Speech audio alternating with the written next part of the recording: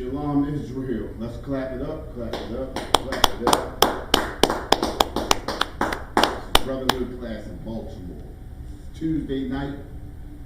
You know, a lot of things have been happening. You understand? The Will Smith and the who's that Chris Rock thing? He slapped another brother on the stage. You understand? That definitely doesn't show brotherhood. You feel me? We definitely know Will Smith does not know anything about brotherhood. What we're going to do is we're going to talk about brotherhood tonight.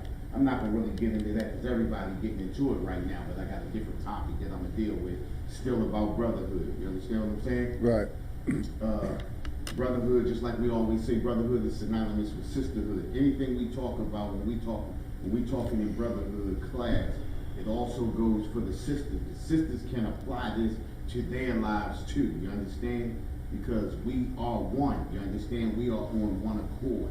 The scriptures say, Zephaniah 2:1 says, gather yourself together. Yea, gather together, O nation not desire. When it tells us to gather together, that means we have to come together on one accord.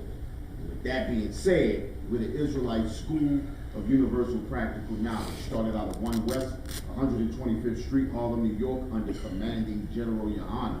We've been bringing this truth since 1969. And what is that truth? That truth is that the so-called blacks, Hispanics, and natives are the true Jews of the Bible, and our oppressor, the colonizer, is the devil that the Bible speaks of. Right. What we want to do today, we want to get into let's go with this, right? Let's start off with a scripture. We're gonna do something a little different tonight. We're gonna start off with the scripture tonight. Can we get Ecclesiastes chapter 7, verse 7? This is the topic, this is the title of our topic tonight. Yeah, 7 verse 7. Yeah, Ecclesiastes chapter 7, verse 7. This is the title of our topic tonight. You understand? And with this topic, you understand, this is really one of the main things that destroy our people. You understand? This is one of the things that really keeps us in bondage. This is the thing that keeps us tied down with the oppressor. This is the thing that keeps us with every nation coming over here. This is the reason why every nation comes over here, takes a step above us as soon as they hit this American soil. You understand? You got that? Come. Let's read that. Ecclesiastes chapter 7 verse 7. Sure. Oh, you know what? Stay right there. Keep it like that. Go ahead. Ecclesiastes chapter 7 verse 7. Surely oppression maketh a wise man mad, and his gift destroyeth the heart. Let's read that again. Surely oppression maketh a wise man mad. It says, the scripture says, surely oppression maketh a wise man mad. What does that mean? You understand? Look at the oppression that we're going through today. You understand? Look at the poverty. Look at the utter poverty that we live in. Look at our ghettos. Look at the food that we're eating. Look at the garbage that they give us. Look at the menial jobs. We the first fired, the last hired. You understand? Right. We living in the projects. We living in the uttermost depths of hell. And when we speak of hell, hell is a condition on earth. You understand? Our brothers and sisters are being murdered on the streets. You understand? We have over 50,000 black sisters missing in last year alone. You understand? We have sisters going missing on these reservations. You understand? We got sisters in cages at the border getting raped and mutilated and murdered. Right. You understand? Oppression maketh a wise man mad. What it means when it's saying oppression maketh a wise man mad, if you ain't upset about what's going on with our people, and when I say if you, I'm speaking of Israel, I'm talking about the 12 tribes of Israel. If you're not upset about what's happening to our people in this world today, we're speaking of our oppressors' age in society, our oppressors or our oppressors' world. You understand? If you're not upset about what's happening to our people, you are unwise, unlearned. You understand what I'm saying? You have to come to these scriptures. You have to fall back into these scriptures and understand that all of these things that's happening to us were prophesied in the Bible. You understand? All of these things were told to us. Right. You understand? These things were told that these are the things that would happen to us. The scriptures say oppression maketh a wise man mad. Read on. Better, verse 8, better is... No. The second part. Salaki. And a gift destroyeth the heart. And a gift destroyeth the heart. What does that mean? What does that mean that a gift destroyeth the heart? You understand? What that means is, listen, I'm going to give an example. We got brothers and sisters in Israel. You understand? Take a Will Smith. He could care less about what's happening to, us in these urban areas. He could care less about how many brothers and sisters are being murdered on the street. Why? Because he's living in his little tiny piece of heaven. You understand? Even though he's living in a total hell. Right. He's living in his little piece of what he thinks is a heaven. You understand? The oppressor has raised him up. You understand? The oppressor has raised him up so that he could say to us, he could look down on us and say, well, if I can do it, so can you. You understand? Right. It says oppression maketh a wise man mad. We all know that Will Smith is not a wise man. If he was wise, he would not have done his brother Chris Rock the way he did him. You understand? I said I wasn't going to speak on that. I'm not going to speak on that. All right? I said I wasn't going to speak on that. But like I said, if he was a wise brother, he would not have done that to him. You understand? Right. But a gift destroyeth the heart, because the oppressor has placed him, and like I said, placed him. You understand? They pick and they choose who goes up and who falls. You understand what I'm saying? Right. He has been given a gift. And because he has been given a gift, he has totally forgotten about his brothers and sisters that are on the bottom. Think about it, right? Will Smith makes about, what's that, about 50, 60 million a movie? 70, something like that? It's up there, yeah. Think about all of the movies that he's already made up to this point. Right. You understand? Think about what he could have done for Israel by himself.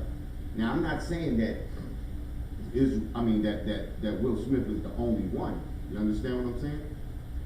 We got brothers and sisters all in all types of positions on this earth that have totally forgotten about their brothers and sisters.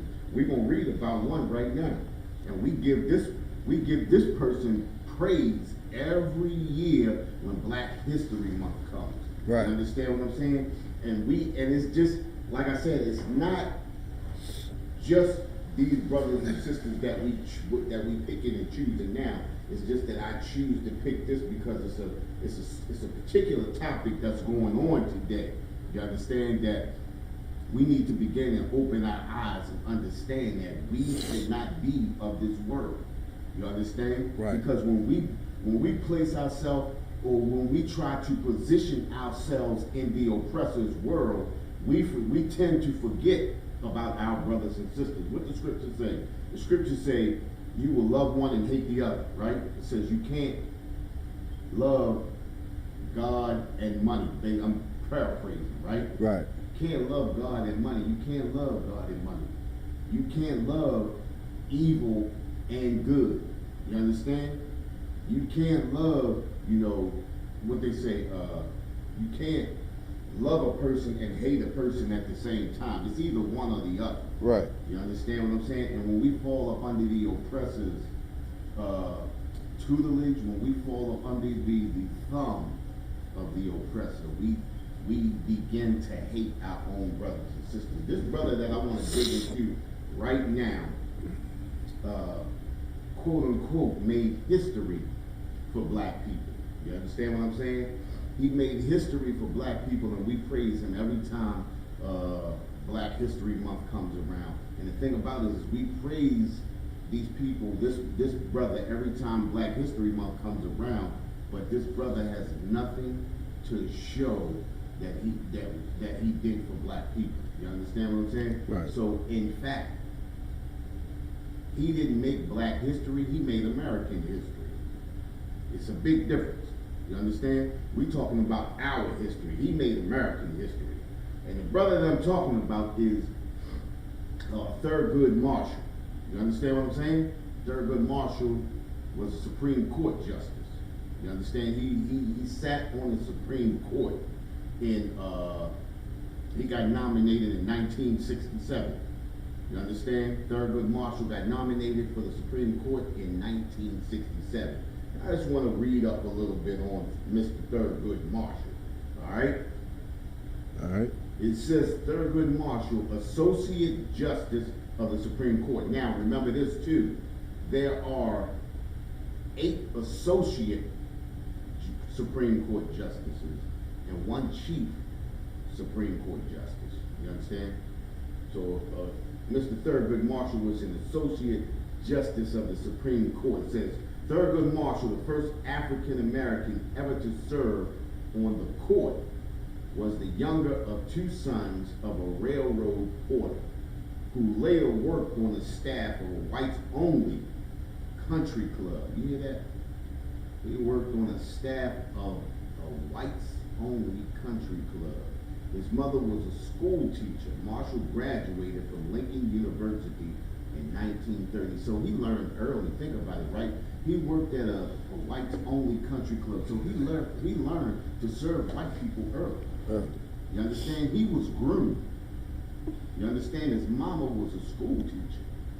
So he was groomed early. You understand? It says Marshall graduated from Lincoln University in 1930 and applied to University of Maryland Law School, but was turned down because of his race. Imagine that. You understand? In the 1940s and 50s, imagine being turned down. Why was he turned down? Of course, because of his race. Well, why didn't he go to an all-black college? You had black colleges back then. Right. You understand? But this is what we talk about. This is the seed right here. And remember, when anything big happens, right, there's always the catalyst. There's always that small incident or a couple of small skirmishes that really creates the big war. You understand what I'm saying? So you have a lot of little things that happen throughout time that causes a big world. So when you see World War II, right?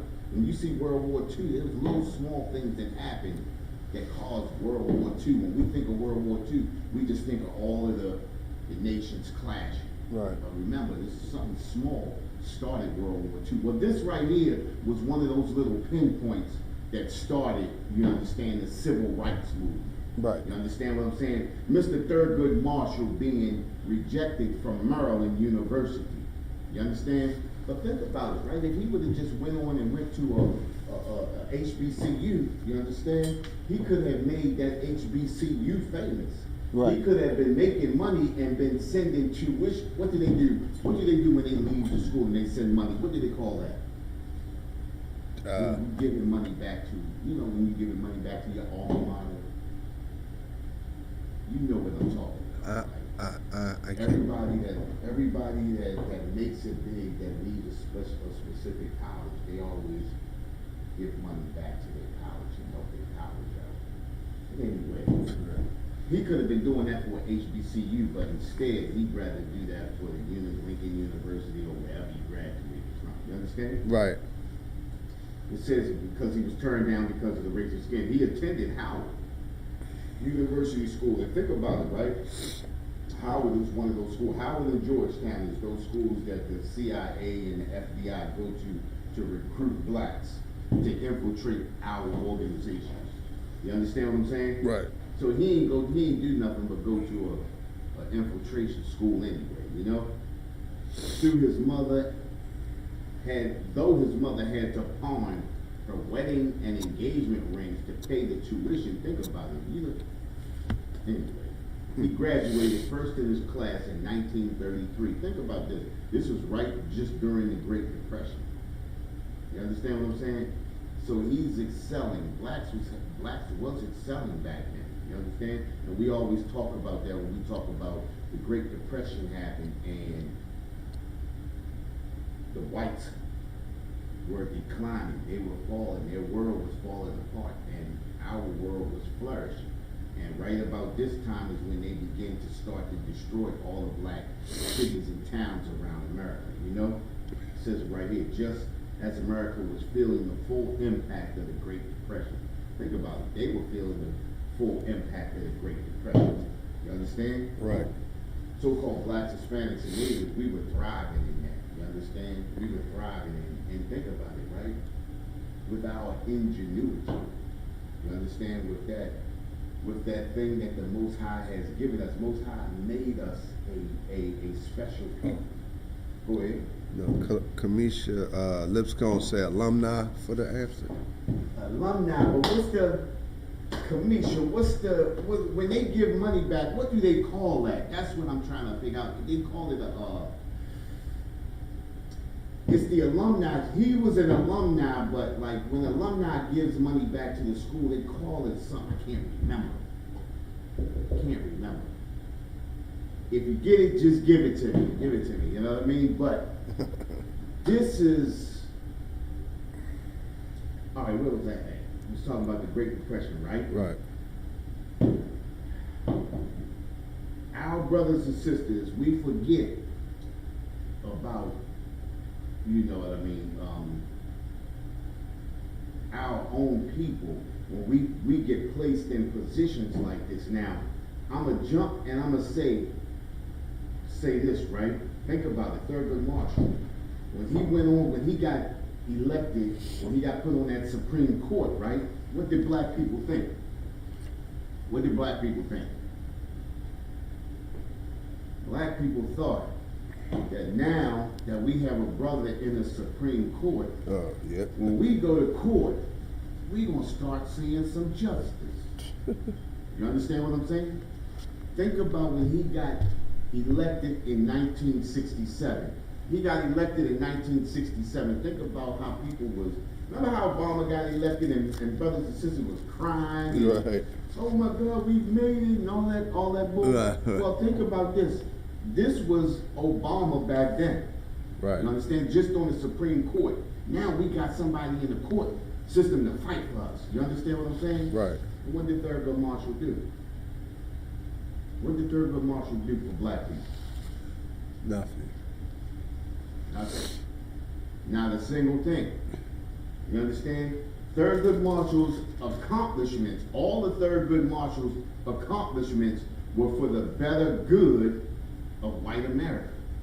You understand? Right. Thurgood Marshall did nothing for the brothers and sisters that came over here in chains and in bondage.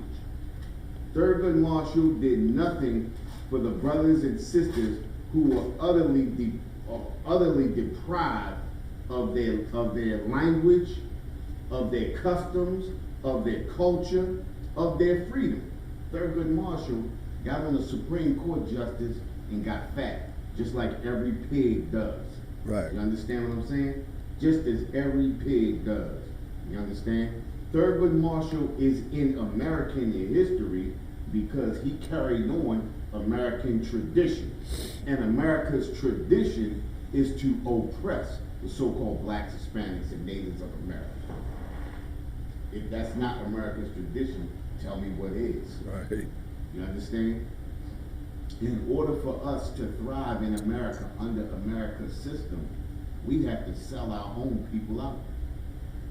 I mean, think about it, right? Let's just look at some of his accomplishments, right? Let's read this right here. As soon as he graduated, Marshall opened a law office in Baltimore. Hooray. And the following year, he represented the local chapter of the National Association of the Advancement of Colored People, NAACP, right? In a suit challenging the university. Think about this. I'm going to tell you how selfish this bastard was, right? He's so selfish Yeah, as soon as he graduated, opened his own law firm, he went back and challenged the University of Maryland because they wouldn't let him in because of his race. He's a selfish bastard. You understand what I'm saying? Right. As opposed to talking to his brothers and sisters and opening up their own university and training up their own people, you rather go and spend money for a fight to bring brothers and sisters into a white school so that now they can take our money. Right. You understand what I'm saying? He's so, listen, have you ever heard of somebody saying somebody's so smart they're stupid? Right. This is one right here. You understand what I'm saying? And I thank God for the Isupk Israelite School of Universal Practical Knowledge, because as many years as I wrote reports on this clown, on this brother, I never looked at it from the other side. You understand what I'm saying? Right. I never thought to be like, yo, he's a selfish brother. You understand what I'm saying? Right. So selfish that this school didn't let you in, so your whole thought, think about it, right? His whole thought process, the whole time he was going through Howard University is, man, when I get my own law firm, I'm gonna go back and I'm gonna take them to, you understand what I'm saying? I'm gonna take them to court and I'm gonna win a court battle over them so black people can get raped at the University of Maryland. You understand what I'm saying? Right. I never thought like that. You understand? And these are the things, this is the reason why it says a gift. It says, listen, the scriptures say, oppression maketh a wise man mad, but a gift destroyeth the heart. This is the reason why a gift destroyeth the heart. You understand? Go ahead. Kamisha Lips gonna say endowments. Endowment? Yeah, I can say endowment, but it's a specific term that they use when an alumni gives back to his college. It's a specific term that they use. I can't remember. Salaki. Go ahead. It's gonna come. Yeah. It's gonna come. It's gonna come. But anyway, yeah, you know what I mean? But when you look at the selfishness, and I never even thought, and as many times as I read about him, as many reports as I did in school about him, I never even, like I said, think about it, right? They say we brainwashed, right? When in fact, when we go through the school system, when we live under the customs and culture of America, we are actually being brain filth. So we need to be brainwashed because we need to wash the filth from our brain, the way that we think. We think as the oppressor. When we everything that we do, we see through the eyes of our oppressor, right? Right. So when you begin to talk about Martin Luther King, have you ever seen somebody fight for him and then still realize that Martin Luther King really didn't do anything for us, but they still stand and fight for him? Mm-hmm. That's a brainwash. Right. That's why that brain has to be washed. That's a brain filth. That's why the brain has to be washed, because our brains have been contaminated with evil. You understand? Evil so much so that we'll battle against our own people instead of really battling the enemy that's set out to destroy us. You understand? Right. So let's read this right here. It says, in a suit challenging the University of Maryland Law School's policy of segregation. Segregation was the best thing that could have ever happened to brothers and sisters, you understand, over here. Segregation keeps us away from them and keeps them away from us, keeps us amongst our own, lets us know who our enemy is, and lets us know who we should love. You understand? Right. Segregation is the best thing that could have ever happened to our people. But because Martin Luther King, and we gotta thank Martin Luther King for integration, you understand? And I wanna say, think about this too, right? I say segregation is a good thing. Segregation really is not that good, because when you segregate, segregation is somebody placing you where they want you at. Separation is the best thing. You understand? Segregation is good because even in segregation, we still knew who the enemy was. Right. Separation is better because we get to choose where we want to be at. You understand? And we want to be, and who we want to be away from, as opposed to the people choosing that they want to be separate from us. You understand? Now we, in separation, we choose that we want to be away from them, and we want to be amongst our own. You understand? Right. We know where to give our love to. All right, let's get back into this. It says he won the case.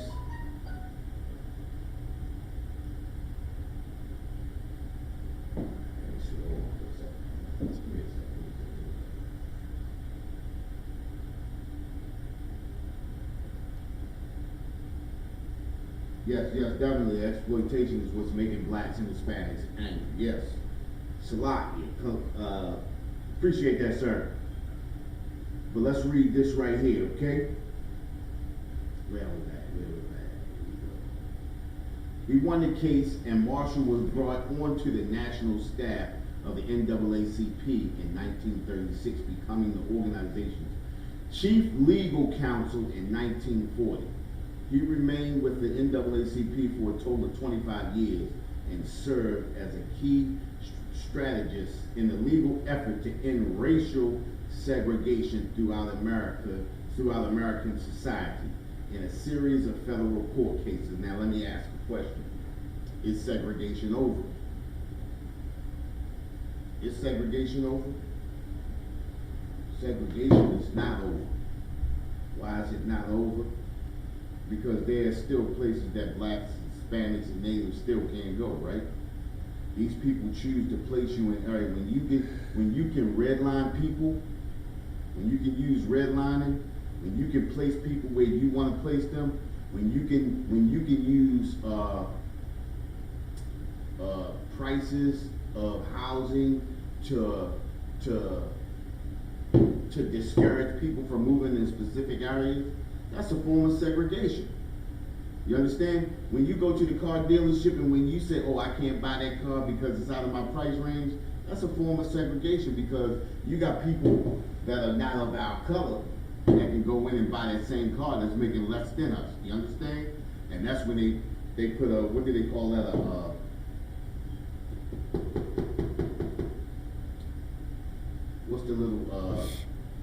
What's the interest rate? Make the interest rate high enough where you can't afford it. You can get priced out of being able to buy a vehicle. You know what I mean? Segregation is still not over. Throughout American society, in a series of federal court cases, Marshall and his court decision in Plessy versus Ferguson, since that decision had called for a separate but equal institutions for blacks and whites. When have we seen separate but equal? You can't be separate and equal. You know what I mean? Right. No such thing as separate and equal. Can't do that. We see that today, right? We see so-called black schools in urban areas. We see them with all the trashy books. You understand? Air conditioned systems don't work. You understand? Heating systems don't work. You understand what I'm saying? They get the worst of everything, but these so-called white schools in these counties got the best of everything, right? That's separate but not equal. Can't be separate and equal. It doesn't work, and it definitely can't work when the oppressor is running the system. Why would the oppressor separate you and give you the same thing that his kids got? It doesn't make sense. That's like a kid coming over to your house, right? And you feeding him before you feed your own kid. You understand what I'm saying? Let's go. So with that, right, we gotta understand that this brother Thurgood Marshall didn't do anything but dig us deeper and deeper and deeper into the hole of integration. You understand what I'm saying? Because think about it, right? He got put on the Supreme Court right after they did the Alabama bus boycott, right? Alabama bus boycott was in 1955, lasted till 1956. They went through all the civil rights, all the civil rights stuff and civil rights and all this and civil rights that. And then in 1967, after really the civil rights run was over, then he gets on the Supreme Court, right? In the civil rights thing, think about this, the civil rights, who does civil rights benefit? Who does the civil rights benefit?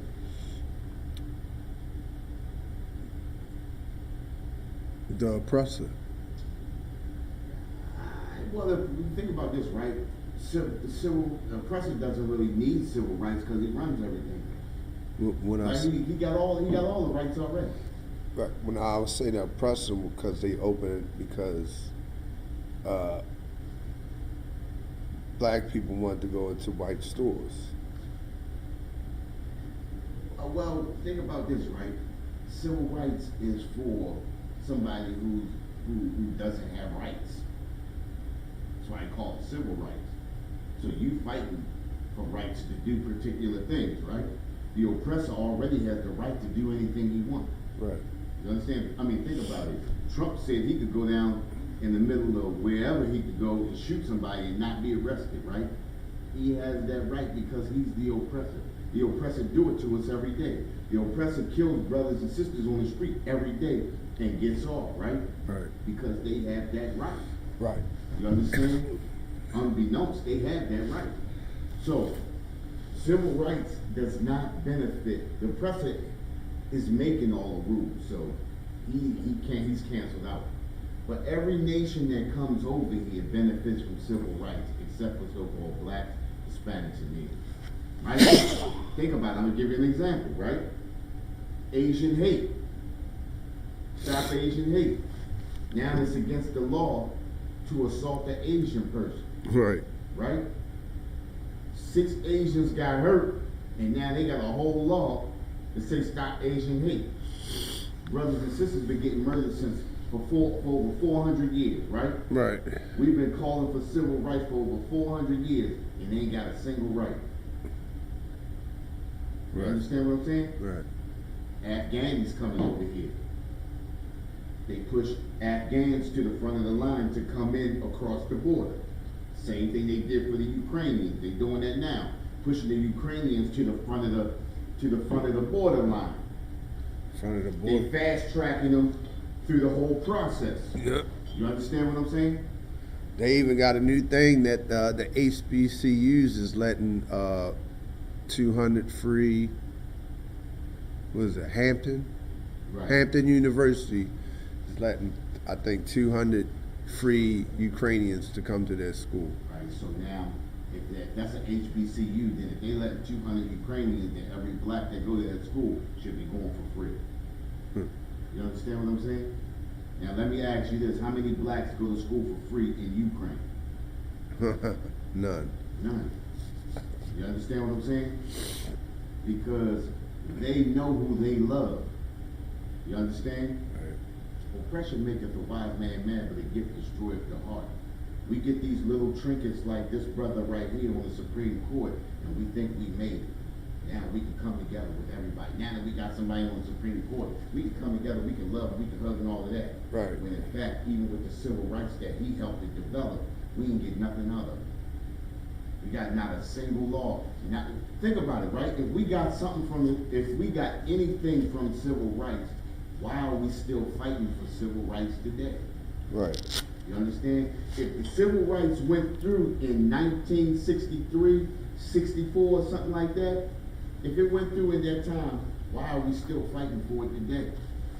We're still fighting for it because civil rights was never meant to help us out. Civil rights was meant to help every nation of people that comes over here. And if you're so-called, I don't know if I can say that. I can't say that. Can I say? I don't know if I can say that. No, I can't say it. What's it? White man. LGBTQ. You can't. LGBTQ, You can say. the civil rights. No, I was going to say something else. Oh. LGBTQ, you understand what I'm saying? Right. If you that, but look at that. Let me ask you this: what is the LGBTQ doing for that sister that's locked up over in Russia? I ain't heard no outcry from the LGBTQ for her. Huh? You see what I'm saying? Right. Because at the end of the day, she's black. Mm-hmm. And because you black, we are not obligated to help you. You understand what I'm saying? Right. We are not obligated to help you. You understand? So, moving on, right? Moving on. I want to go to another one, right? Guess what we're going to now, right?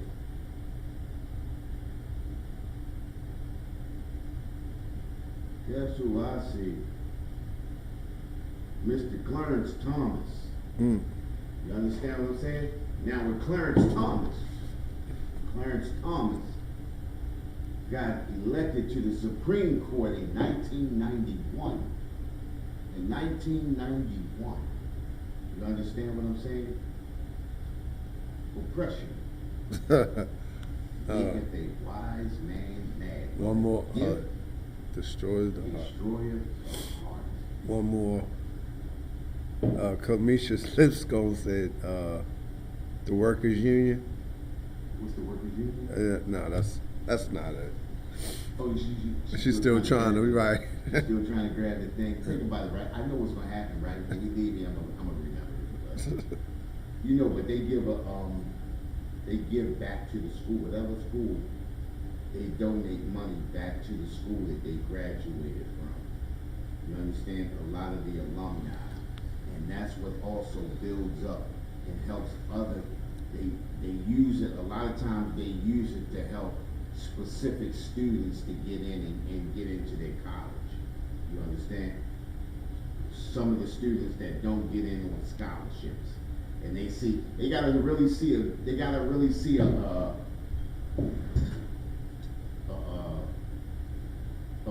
potential in you. You know what I mean? Now, I brought up this Clarence Thomas because, of course, he's on the Supreme Court, right? And being on the Supreme Court, he stood out to me because Clarence Thomas grew to hate affirmative action. Now, what affirmative action is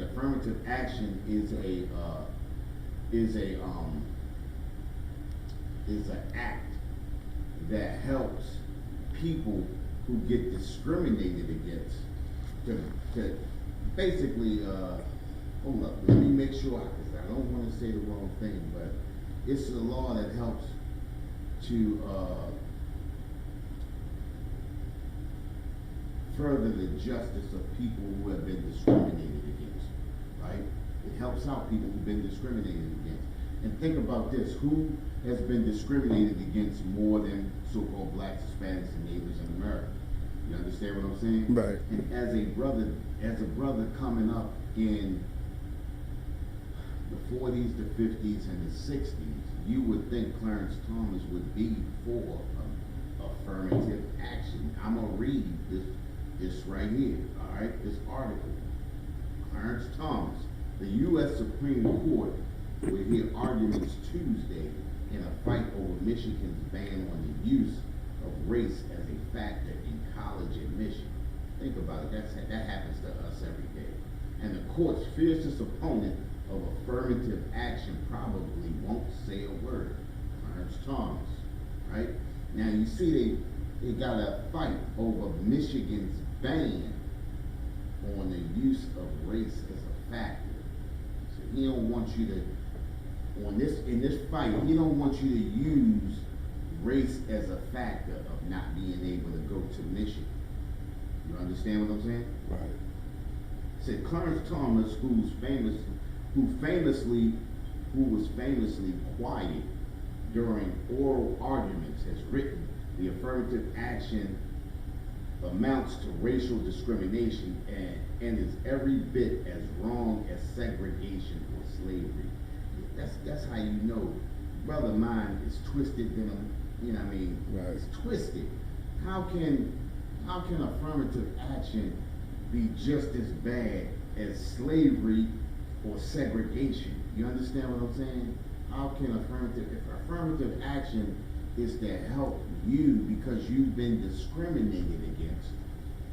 You understand? He's saying that's just as bad as segregation or slavery. You understand what I'm saying?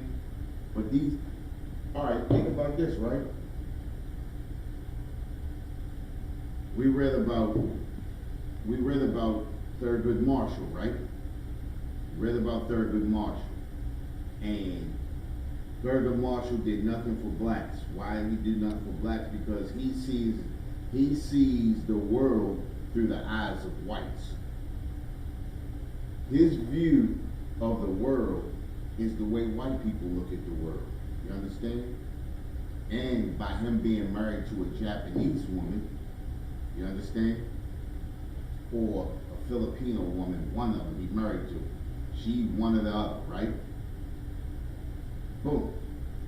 So of course, if he married to somebody that is not of his race, of course he gonna see the world through the eyes of whoever he is with. You understand what I'm saying? And at that time, think about this. At the time, if I'm not mistaken, at the time that he married her. Remember, the Filipino, the Asian community was just coming off of that World War II thing where they had put them in little tiny camps right. for a little while, right? Right. Not for a year, you understand? Not for 400 years, right? Like we were, you right. understand? But just for a little bit of time, and they had more humane conditions, right? You understand? And on top of it, they got paid afterwards, right? So he sees the world through the eyes of the heathen, right? Right? Another thing, Clarence Thomas, married to a white woman. So of course, he sees the world through the eyes of the oppressor. Go ahead.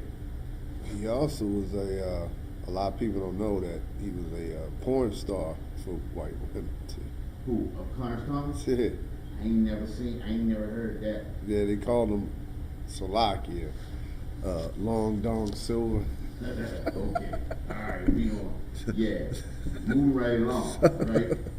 Think about this, right? See, Thomas graduated from Yale. Now, also when we look at this, right, especially coming up into the 80s and the 90s, a lot of these brothers and sisters that are getting into these positions of power or so-called power within the oppressor's world, a lot of them are graduating from these schools that train you up. They train your mind up to see the world from the eyes of our oppressor. He went to Yale. They don't get no oppressive than that. You understand what I'm saying? And in 2007, he attacked his alma mater's affirmative action policy in his memoir. Now, his alma mater is for affirmative action, but he attacks the policy. And in an interview with ABC News, Thomas argued that what he called the stigmatizing effects of affirmative action put him in a huge disadvantage when he was trying to find work as a lawyer. How does it, I mean, think about it. How does affirmative action put you at a disadvantage? I don't understand that. You understand? Affirmative action stops them from discriminating against you because you are African American. You understand? Right. Either way, it's going to happen. So affirmative action did not put you in that position or put you at a disadvantage. You was already at a disadvantage because of the color of your skin. You see how instead of a brother saying I'm at a disadvantage because of the color of my skin, he gonna blame it on a law that's supposed to be set to help you. You understand what I'm saying? Right. And if think about it, if affirmative action put you at a disadvantage, how the hell did you get on the Supreme Court? Think about it, right? How the hell did you get on the Supreme Court if it put you at a disadvantage? That would have kept you away, right? But they always need a token. You feel me? Right. We need a token, so we don't. Thomas said he went on interviews with a high-priced lawyer, with one high-priced lawyer after another who didn't take him seriously because they thought he got special treatment. Many asked pointed questions, unsubtly suggesting they doubted I was as smart as my grades indicated, Thomas told ABC News. Think about it, right? Affirmative action didn't do that to them. The color of your skin did that to them. Right. You understand? But we always want to make it seem like something that it's not. And instead of saying they discriminated against me because of the color of my skin, and say that niggas can't be smart like that. Them grades right there that you got can't. You understand? Them grades that you got don't match your skin color. Right. You understand what I'm saying? And instead of saying that, he'd rather say, affirmative action put me in a position where, they thought I was getting preferential treatment. You understand what I'm saying? Preferential treatment. You go into an oppressive society and you use, instead of using the thing that they use against us time after time after time, you rather use affirmative action and say affirmative action put me in this position. You understand? Affirmative action also made him miserable while he was actually attending the law school. Thomas writes in his book, according to the Yale Daily News. Man, this is like I said, this is the thing that makes us see through the eyes of, instead of saying they was judging me by the color of my skin like they was, he'd rather say affirmative action did this to me. You understand what I'm saying? It says at least Southerners were upfront about their bigotry. You knew exactly where they were coming from, he says in the book. Not so the paternalistic big city whites who offered you a helping hand so long as you were careful to agree with them. But that's the society, period, right? That's why he's on the Supreme Court justice now, right? Because the big city whites who offered you a helping hand so long as you were careful to agree with them. And he agreeing with them right now, ain't he? Right. He got him a white woman and all of that. Won't speak up for blacks and none of that. You understand what I'm saying? Nope. Thomas was famously appraised his law degree as being worth 15 cents. He praised it, his law degree as being worth 15 cents. Think about this, right? Thomas also famously appraised. He appraised his own law degree as being worth 15 cents. Think about this, right? You fought to get your law degree, and then you will say it's only worth 15 cents. It's only worth 15 cents because you got it. He got it, right? So how is it worth 15 cents? He putting his own self down. The thing that you fought to get, that you got earnestly, right? Is you saying it's only worth 15 cents, meaning that you didn't really earn it. Right? It means you didn't really earn it. All of the years you went to school was for nothing. And they gave you a law degree, and you say, now, I bet he using it though. I bet he using it. He got on the Supreme Court judge. You can't get on there without a law degree, right? Mm-hmm. That's a couple laws. Right. You understand what I'm saying?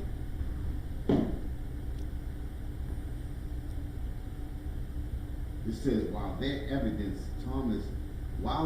evidence, Thomas began to mend his relationship with Yale. It's pretty clear which side Clarence Thomas will come down on in the affirmative action case to be decided this term. Another sellout. I hate to say it, but brother, listen, the pressure maketh the wily man, but the gift destroyeth the heart. Hey, let's grab another scripture, right? I'm gonna grab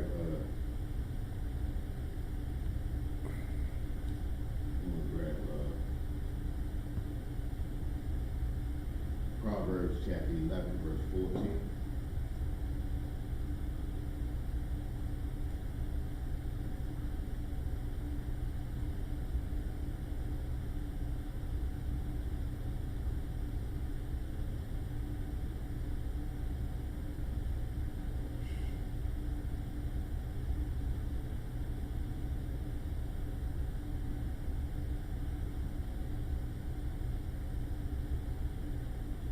Let me know when you get that. 11 and 14? Yeah. Okay. Proverbs chapter 11, verse 14. Where no counsel is, the people fall. Read that again. Where no counsel is, the people fall. Where no counsel is, the people fall.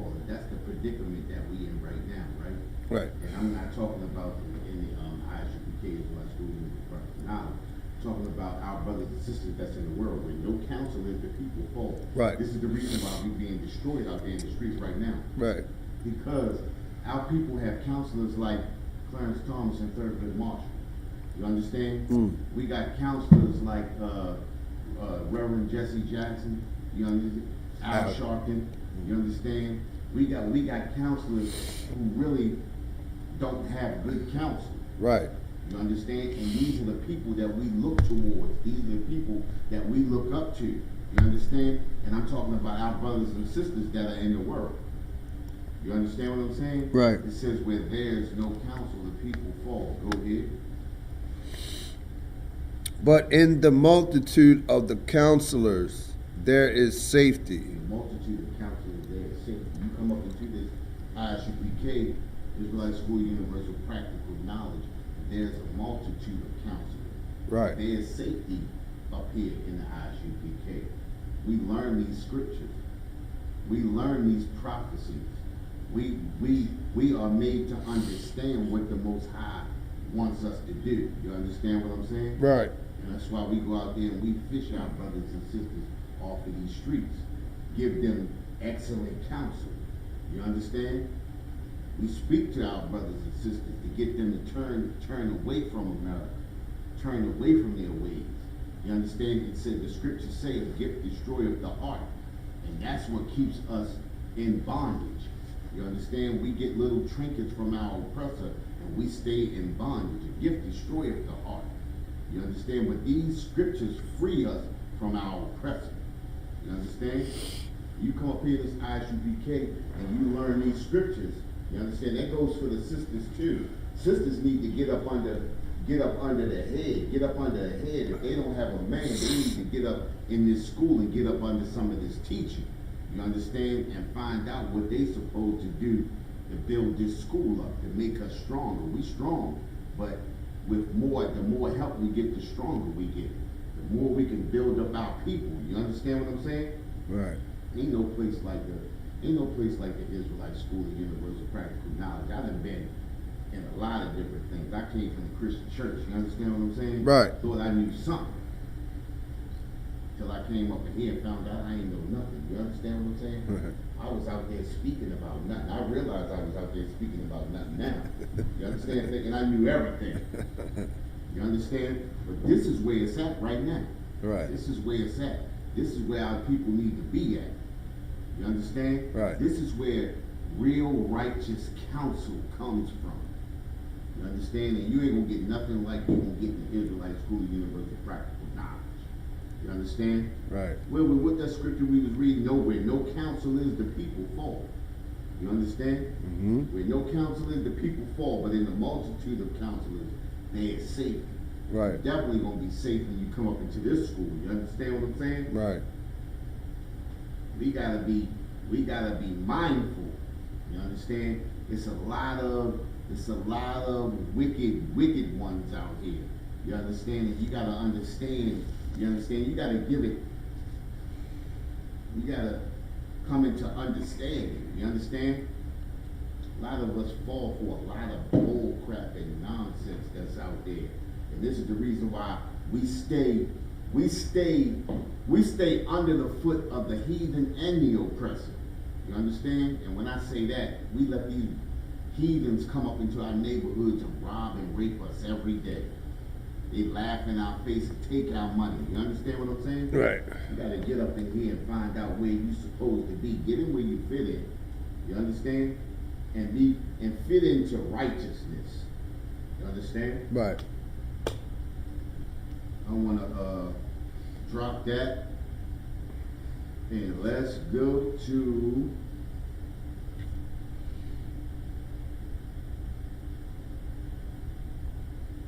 this last article right here. I bet you know who I'm talking about. Guess who? Who? Ketanji Brown Jackson. That's the sister that they elected to the Supreme Court now. Oh, okay. You understand? She got a lot of accolades, you know? Just like a black woman, you know? Right. She got brains on her. You understand? But it's the problem when our sisters are in the world and of the world. You understand? Right. They look at the accolades of our oppressor, and they look at the things, the little trinkets and the accolades that the oppressor gives them, and they feel like they've made it. You understand what I'm saying? And then the thing is a sister like this really destroys a lot more black women coming up, because now you got black woman power, sister power, all this black sister stuff and all of that, right? When we being destroyed as a nation. You understand? We being destroyed as a nation, and the only thing the sisters can do is separate us even more. Black girl power, black this and black that. As opposed to saying, we are the brothers and sisters that are coming together, and we need to fight together. You understand what I'm saying? And stop separating ourselves. All of this stuff continues to separate us. And that's how our oppressor works. Our oppressor keeps us separated.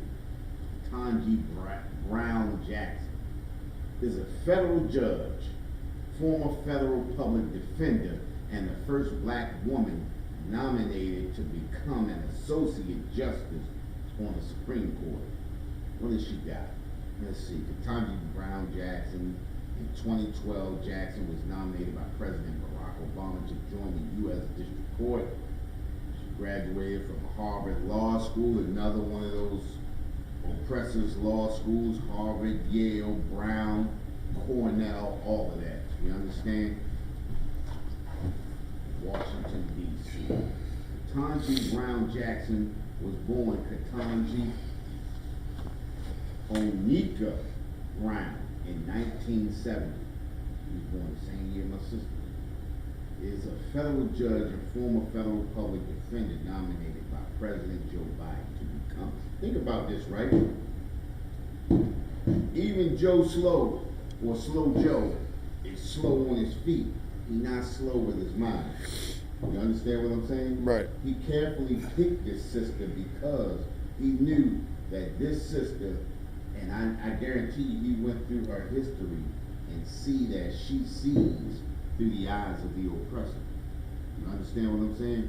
As black as her face looks, as black as she looks, as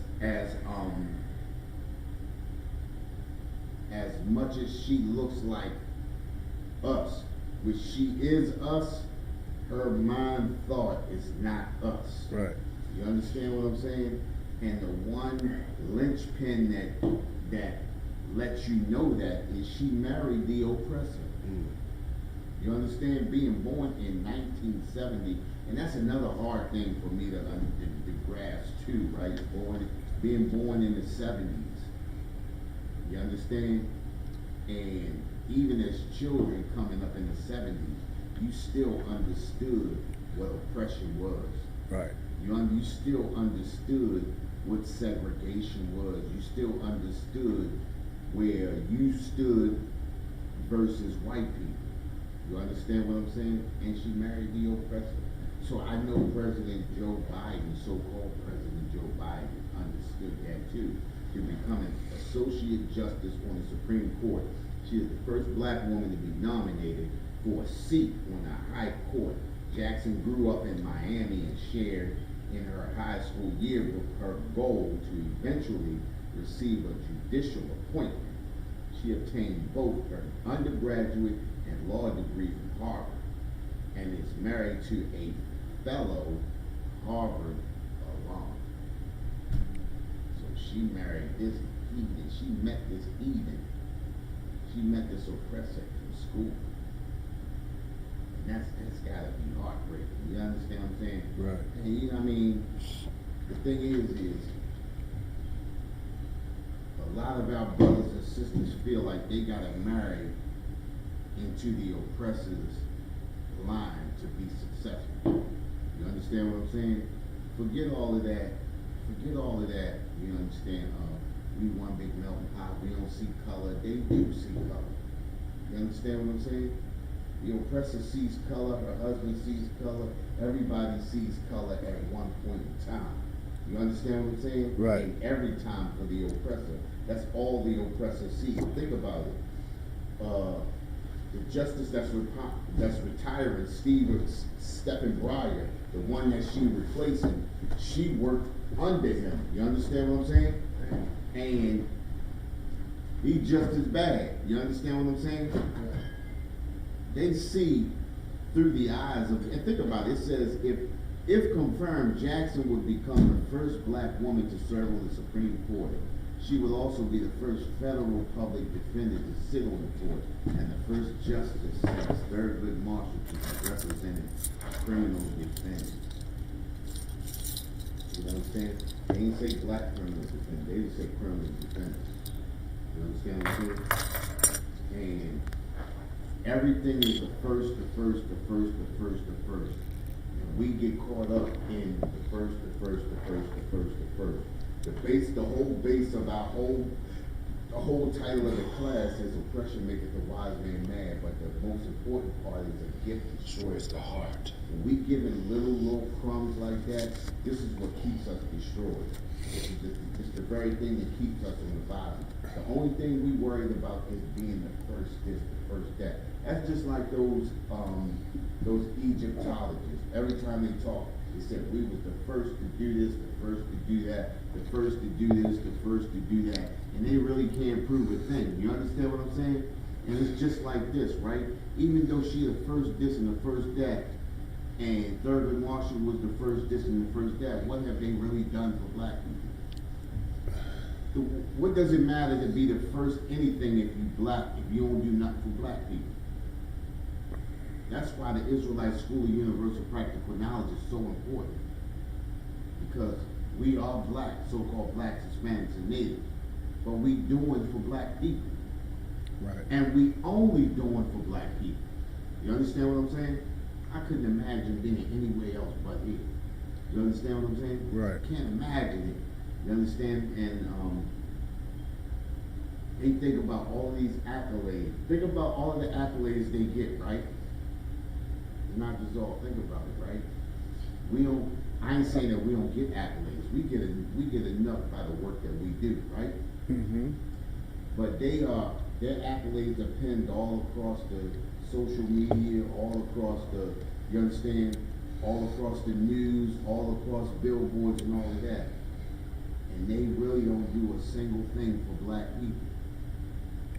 You understand what I'm saying? Right. How fulfilling can it be at the end of the day when you say you was the first black on the Supreme Court, when you was the first black woman on the Supreme Court, and you know going through your whole career, you're not going to do a damn thing for black people.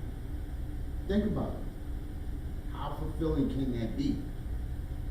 Because think about it, right? They put her on the spot. They put her on the spot already. You know, we feel like maybe you're going to do something for that affirmative action, and you're going to use affirmative action to help people who've been discriminated against. Think about it, right? They threw that on her, right? So now she got to say, well, no, I'm not going to do anything for, just for a specific, a specific people. I'm going to do stuff for Americans. You understand what I'm saying? You can't say, well, I'm going to help black people because black people are the one being discriminated against, right? That's only right? That's the reason why we help our people, right? Our people being discriminated against, so that's why we help our people, right? Oppression maketh the wise man mad. They not mad about oppression. You understand? Why they not mad about oppression?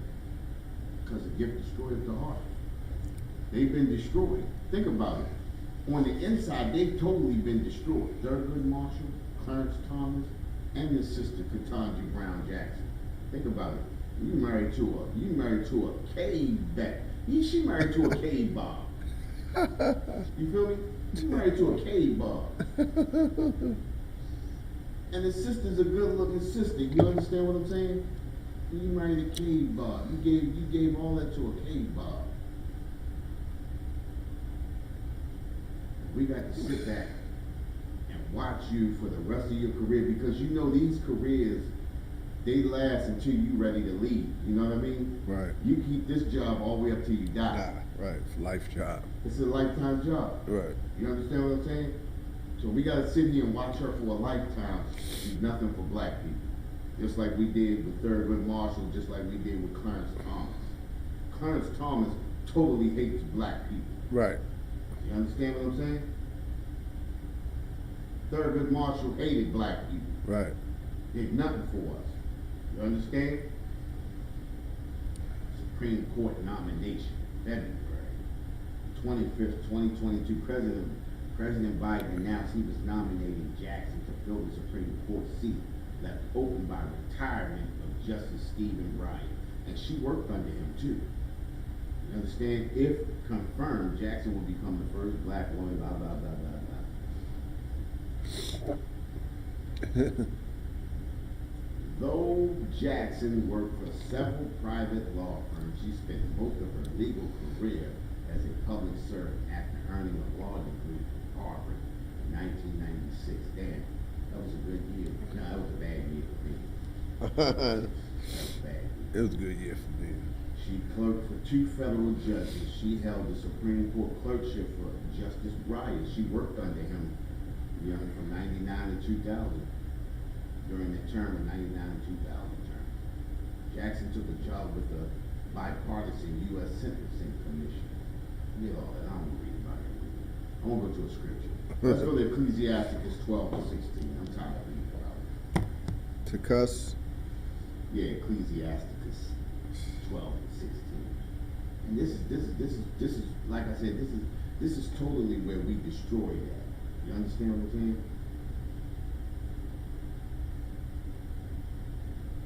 This is where we totally destroy that. Let me get that. Ecclesiasticus chapter 12, verse 16. An enemy speaketh sweetly with his lips. Listen, the enemy speaks sweetly with his lips. They tell us everything that we want to hear. You understand? Oh, she's going to be the first black Supreme Court justice, female, all of that bull crap. You understand it?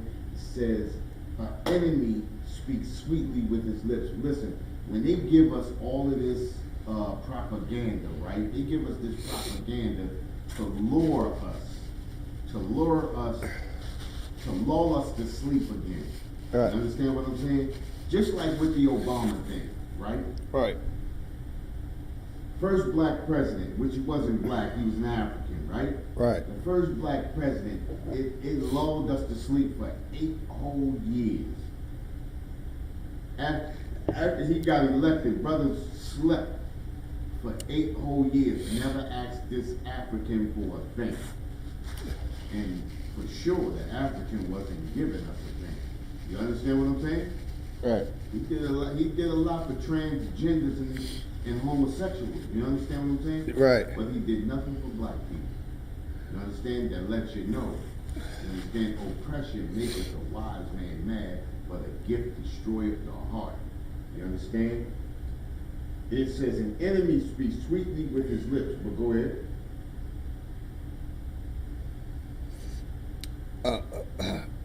But in his heart he imagined how to throw thee into a pit. It says, but in his heart he imagined how to throw thee. Listen, everything that our oppressor says out of his mouth, he definitely has a plan to overthrow us and to destroy us.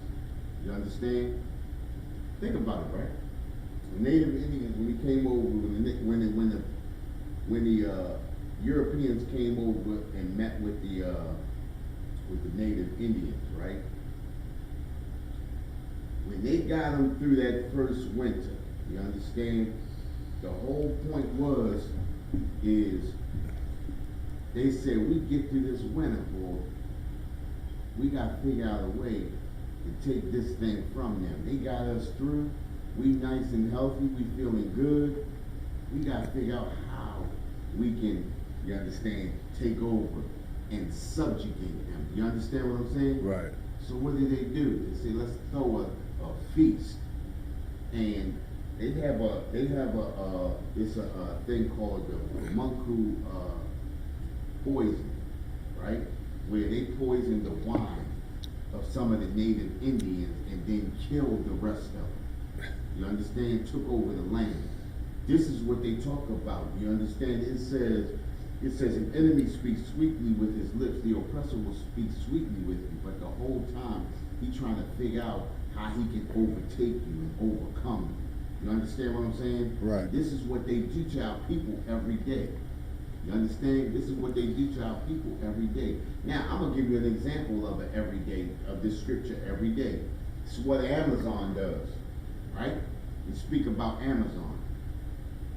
Amazon gets a tax break for every new hire that they get, right? So the thing is they have, let's say, 500 positions open, right? With those 500 positions, change to 1,000 positions, because why? Instead of giving you an 8-hour work shift, they give you a 4-hour work shift. That means instead of hiring 500 people, now they can hire 1,000, right? Mm-hmm. Then what they do is they make you work in anarchy. So that why? So that either you get fired or you quit, and they can make a new hire. So at the end of the day, 500 positions can change to 1,500 positions. Right. And they can get a new hire within a year. They can hire 1,500 people and get a tax break credit for 1,500 people as opposed to 500. The day that you start, you are considered. If you work one day, you are considered a new hire. You understand? Right. We had a lot of people start with us and quit the same day. You understand? It's still considered a new hire. You understand? Right. Listen, it says an enemy speaks sweetly with his lips, but the whole time he's figuring out how he can overtake you. This is what they do to our people. So they don't do nothing but use you as a revolving door. You understand what I'm saying? This is how they overtake us. And then they send you an email out saying, well, look, you can't come back for another 6 months, but you can come back in 6 months and we'll hire you back. Right. You understand? So they can get more money off of you. So think about it, right? It could actually have the potential of changing into 3,000 positions. Because you can start in 1 year and come back in that same year. Right. You understand what I'm saying? See, so an enemy speaks sweetly with his lips, but in his heart, what does it say? But in his heart, he imagined how to overthrow me in a pit. Right. You understand? Listen, we cannot trust in our enemies. Right. You understand? We cannot trust in our enemies. We gotta be smarter and get up into these scriptures and get up into this Israelite school of universal practical knowledge. We gotta come back to our law, statutes, and commandments. Listen, these law, statutes, and commandments, this is our constitution. Right. You understand? And as long as we stay under our oppressor's constitution, we're gonna continually be destroyed. You understand? So, with that, I want to say we're the Israelite School of Universal Practical Knowledge. Started out at 1 West, 125th Street, Harlem, New York, under Commanding General Yohana. Been bringing this truth since 1969. And what is that truth? The truth is the so-called blacks, Hispanics, and natives are the descendants of the greatest people that ever walked the face of this earth. And the Bible identifies us as the 12 tribes of Israel.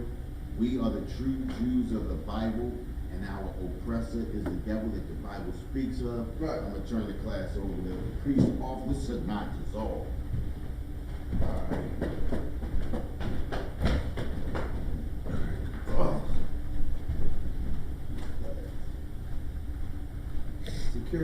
Security announcements. We are the Isupk coming out of 1 West 125th Street, Harlem, New York, under Commanding General Yohana. New rules for brothers and sisters. When a brother or sister comes into the school, they are off limits for 6 months. They are to be saluted only. They are here to share their self with the world. After 6 months, if a brother or sister has an interest in a particular person, he or she must get permission to the head to speak to a brother or sister. There's another 6 months in which his brother and sister will court each other. After the 6 months period, the brother and sister will get permission to marry from the head to marry. Salakitad, which is the commandment. You can find this in Numbers chapters 18, verse 21, and Malachi chapter 3, 8 through 10. Means 10th in Hebrew, and is pronounced Ma'ashra, 10% of any penny increase. The Lord gives you, you give to the Treasury Department or teacher, pre-fund, free will offering, not mandatory, whatsoever amount you like to give. Upcoming Holy Convocation, we got the Passover coming up, April 13th. Chapter starting on the Passover. April the 15th is the Passover. April 15th is Passover, but we will be there. Some people will be down there April 13th, 14th, 15th, and the 16th. 12th, 13th, 14th, 15th. That whole week. The whole week. So check the school for further details. Reminder the Akim and Aquathium to check on social media such as isupk.com, Facebook, Twitter, YouTube, and so on forth for isupk and event material. The brother wants to become a trooper in the school. The he is to start with all black, which includes black boots, shirt, pants, headbands, and scarf. With that, we want to give one courtesy salute to the teacher. B'nai Israel, Amani Shabbat, Amani, Barak, Yahweh Shemi Abshah Barakatah, Yahweh Shemi Abshah Barakatah. Yahweh Matah. Class dismissed.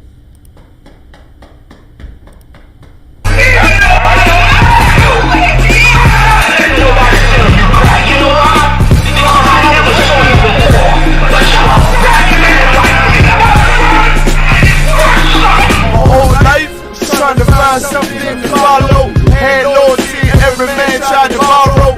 Felt pain and a lot of sorrow. Got betrayed so packed, I didn't even have my heart broke. Living confused, about to lose hope. Cops got me on the side of the road like a sideshow. Need an antidote before I croak. Now I'm setting fire to rhythm man blues for this guitar smoke. Rebel with no cause, trying to find direction. The world got me vexed. Picked up a bad liquor habit that's hereditary from oppression. Felt like my life was on fire, trying to find the exit. Now look, 10 G's plus a good record. Sometimes a follower is a soldier, trying to find a good shepherd. Plus when you in hell, how do you ever tell? With them the breath of life, I'm believing fairy tale. Listen well to what I tell. No calling can cause pain. Something that a rebel knows very well. Can't you tell I was sent from the Lord?